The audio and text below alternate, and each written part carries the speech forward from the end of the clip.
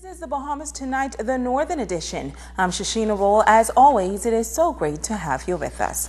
There is just 20 days left before residents throughout the country head to the polls to vote on a historic gambling referendum.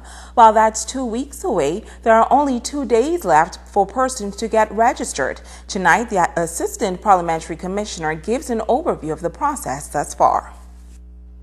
Assistant Parliamentary Commissioner Denise Pinder says for the past 2 weeks there has been an increase in persons showing up to register to vote in the upcoming gambling referendum. There appears to be a number of persons who did not register for the general elections. There were a few persons who have since transferred into Grand Bahama, and so they needed their data corrected on the register so that they can vote in Grand Bahama. And then we've seen a number of young persons who turned 18 since the last general election. Persons who reached the age of 18 after May 7th and all other eligible Bahamians who have not yet registered may still do so. The voter register will close on January 10th, and anyone not registered by then will not be eligible to vote. However, Pinder explains who may still need to come into the office to ensure that they are able to participate come referendum day. There are some persons who are uncertain whether or not they need to transfer. But if you have relocated since the general election to Grand Bahama from another district, then you, along with those persons who have not registered, you need to come in and have your information transferred on the register. And for persons whose voters' cards may be lost or stolen, you have until January 19th to get a replacement. However, she says proper identification can still be used at your respective polling station. If you want to just have the document, because it helps, the information on it helps to tell you where it is you're to go to vote. But if you voted in the last general election and you remember where you vote, what venue you went to vote, there has been a slight change, but basically every place where you went to vote before in Grand Bahama is intact. She says that slight changes for residents of East Grand Bahama. Persons who voted in polling divisions 3 and 4 of East Grand Bahama, and they would have gone to the Eric L. Sam Center at the Church of the Ascension. Those 2 polls will now be at Maurice Moore. Well, the global economic meltdown negatively impacted many sectors of Grand Bahama. Despite marketing and promotional strategies to attract new investment, the efforts of the Grand Bahama Development Company have yielded minimal results. But the company's CEO believes that's about to change in 2013. Joan Davis Rolle has this story.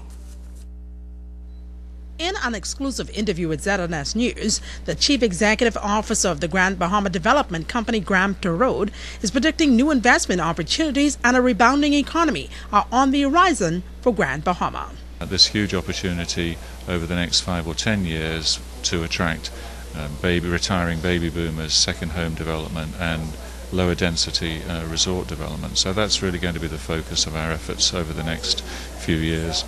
Obviously we've been suffering, the world has been suffering with an enormous recession for the last 3 or 4 years, which hopefully we are slowly coming out of. So we've had a very difficult time over the last 2 or 3 years, but we are seeing the economy coming back very slowly and we're optimistic about the future.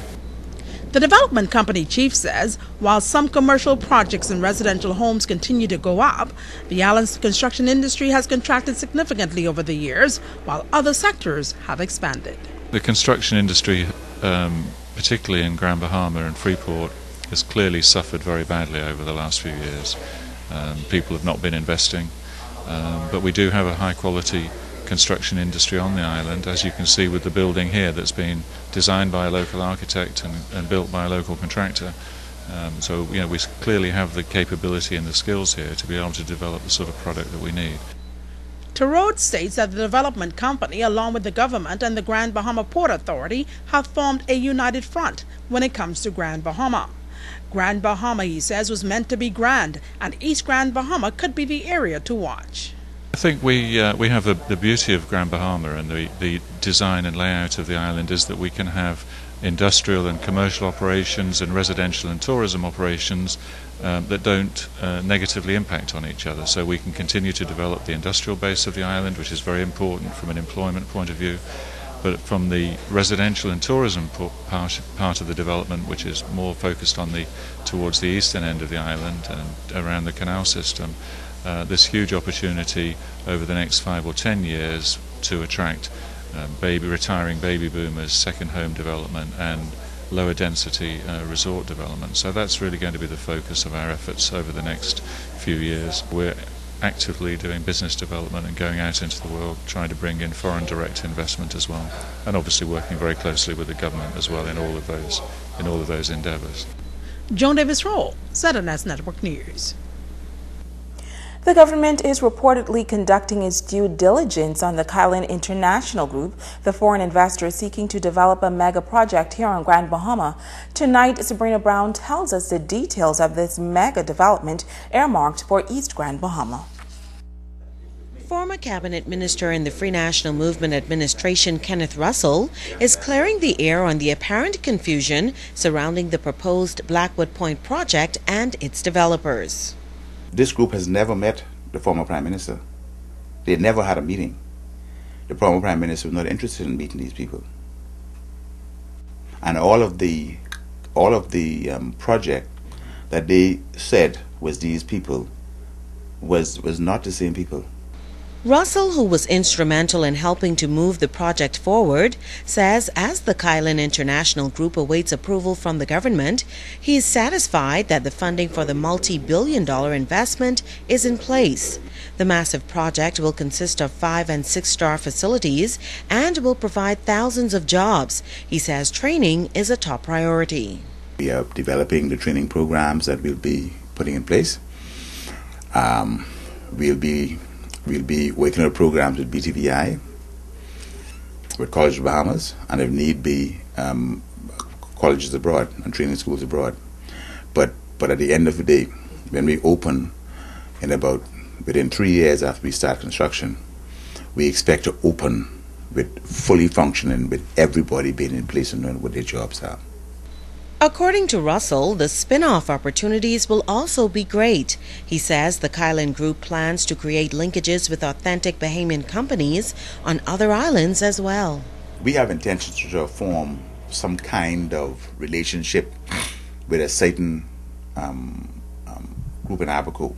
For example, we want to do something special for the resort with the sugarcane. Abaco is well known for growing sugarcane. The veteran politician believes this project could be the catalyst to put Grand Bahama on a path to sustained economic growth, but he says he would like to see 3 unrelated centers of economic activities established on the island.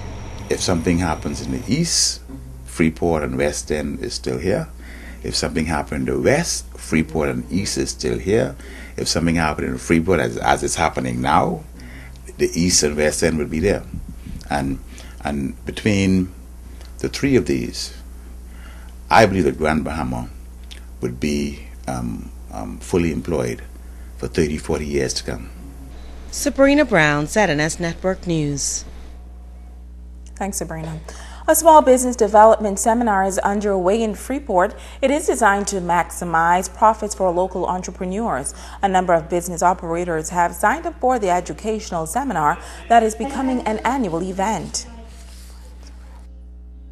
Small businesses is really the lifeblood in any economy, and here in Grand Bahama, that is very, very important, because the larger businesses will come and go, but small businesses are here to stay.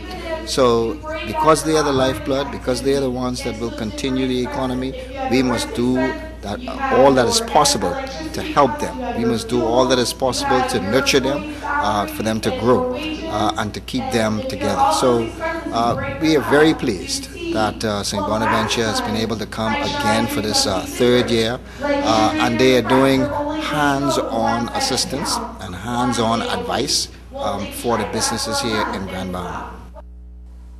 Now, sessions will continue for the next 2 nights at Calvary Temple Youth Chapel on Clive Avenue. Lecturers and students from St. Bonaventure University are playing a crucial role in the training sessions. last 3 years we've held business consulting workshops, if you will, over the last 3 years, and this year we decided to do hands-on activity with some of our top-level students, our fifth-year students, our graduate students who are getting their MBAs, to work with entrepreneurs here on the island and spend anywhere between 15 to 20 hours during this week to do consulting services for those people. So we've tried to take folks who have come to the seminars over the course of the last 2 years and reward them by giving them hands-on consulting activities of our top students. What we hope really is that we help your businesses here on the island continue to prosper and grow, and frankly for our students to learn with you as well. Well, the Grand Bahama Port Authority issuing a statement this evening regarding the malfunctioning traffic light at Queens Highway and the Fishing Hole Road. According to the release, the traffic light incurred extensive damage during Hurricane Sandy after it was submerged in 6 feet of water. Officials say attempts were made to repair the unit but were unsuccessful. In the meantime, a new control box was special ordered, and a minimum lead time for its arrival is said to be about 9 weeks. Now, the Port Authority anticipates that a new control box will be installed at that intersection by the end of the month. Until such time, the motoring public is reminded to drive with due care and attention. Motorists have expressed concern about the delay in repairs to the traffic light at that busy intersection. Some call it a potentially dangerous situation. Stay with us. There's more news right after this.